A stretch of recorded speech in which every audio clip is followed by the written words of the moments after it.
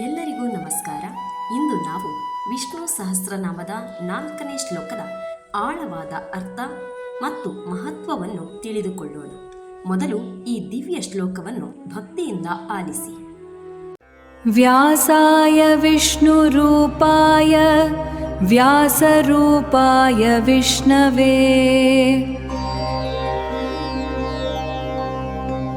ನಮೋ Y ಬ್ರಹ್ಮನಿಧಯೇ ವಾಸಿಷ್ಠಾಯ ನಮೋ ನಮಃ.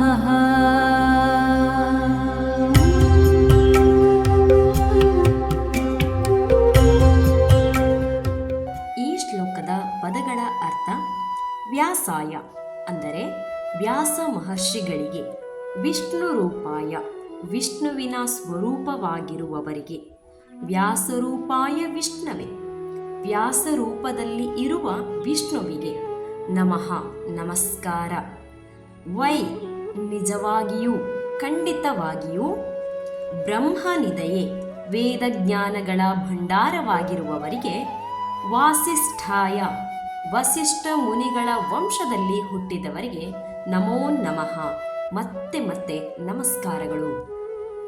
ಸಾರಾಂಶ: ಈ ಮಂತ್ರದಲ್ಲಿ ನಾವು ಹೇಳುವುದು, ವಿಷ್ಣುವೇ ವ್ಯಾಸರೂಪದಲ್ಲಿ ಪ್ರತ್ಯಕ್ಷರಾಗಿದ್ದಾರೆ. ಅವರು ಎಲ್ಲ ವೇದ ಜ್ಞಾನಗಳ ನಿಧಿ. ವಸಿಷ್ಠ ಋಷಿಯ ವಂಶದಲ್ಲಿ ಹುಟ್ಟಿದ ಆ ಮಹಾನ್ ವ್ಯಾಸ ಮುನಿಗಳಿಗೆ ನಾನು ಪುನಃ ಪುನಃ ನಮಸ್ಕರಿಸುತ್ತೇನೆ. ಆಧ್ಯಾತ್ಮಿಕ ಅರ್ಥವನ್ನ ನೋಡುವುದಾದರೆ, ವಿಷ್ಣು ಮತ್ತು ವ್ಯಾಸರು ಒಂದೇ ದಿವ್ಯ ತತ್ವ ಎಂದು ಈ ಮಂತ್ರ ಸಾರುತ್ತದೆ. ಜ್ಞಾನವೇ ದೇವರು ಎಂಬ ತತ್ವವನ್ನು ಈ ಮಂತ್ರ ಸ್ಪಷ್ಟಪಡಿಸುತ್ತದೆ. ಗುರುವನ್ನು ದೇವರ ಸಮಾನವಾಗಿ ಕಾಣುವ ಭಕ್ತಿ ಇಲ್ಲಿ ವ್ಯಕ್ತವಾಗಿದೆ. ವೇದ, ಪುರಾಣ, ಮಹಾಭಾರತದ ಜ್ಞಾನವನ್ನು ಲೋಕಕ್ಕೆ ನೀಡಿದ ಮಹಾನ್ ಗುರುವಿನ ಸ್ಮರಣೆ ಈ ಮಂತ್ರದಲ್ಲಿ ಪ್ರಸ್ತುತಿಗೊಂಡಿದೆ. ಈ ಮಂತ್ರವನ್ನು ಪಠಿಸುವುದರಿಂದ ಆಗುವ ಪ್ರಯೋಜನಗಳು: 1. ಮನಸ್ಸಿಗೆ ಶಾಂತಿ ಸಿಗುವುದರ ಜೊತೆಗೆ ಏಕಾಗ್ರತೆಯನ್ನ ಹೆಚ್ಚಿಸುತ್ತದೆ.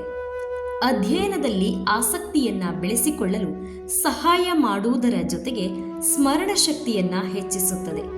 ಗುರುಕೃಪೆ ಮತ್ತು ದೈವಿಕ ಆಶೀರ್ವಾದ ದೊರಕುತ್ತದೆ. ಆತ್ಮಜ್ಞಾನ ಮತ್ತು ಧಾರ್ಮಿಕ ಚಿಂತನೆ ಹೆಚ್ಚುತ್ತದೆ. ಜೀವನದಲ್ಲಿ ಸರಿಯಾದ ಮಾರ್ಗದರ್ಶನ ಸಿಗುತ್ತದೆ.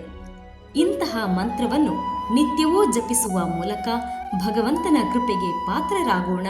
ಗುರುವಿನ ಆಶೀರ್ವಾದವನ್ನು ಪಡೆಯೋಣ. ವಿಷ್ಣು ಸಹಸ್ರನಾಮದ ಇಂತಹ ಮಂತ್ರವನ್ನು ಒಂದೊಂದಾಗಿ ಕೇಳಲು ಮತ್ತು ಅದರ ಅರ್ಥವನ್ನು ತಿಳಿಯಲು ನಮ್ಮ ಭಕ್ತಿ ಸ್ಪಂದನ ಚಾನೆಲ್ ಅನ್ನು ಸಬ್ಸ್ಕ್ರೈಬ್ ಮಾಡಿ ಭಕ್ತಿಯ ಪಯಣವನ್ನು ನಮ್ಮೊಂದಿಗೆ ಆರಂಭಿಸಿ. ಧನ್ಯವಾದಗಳು.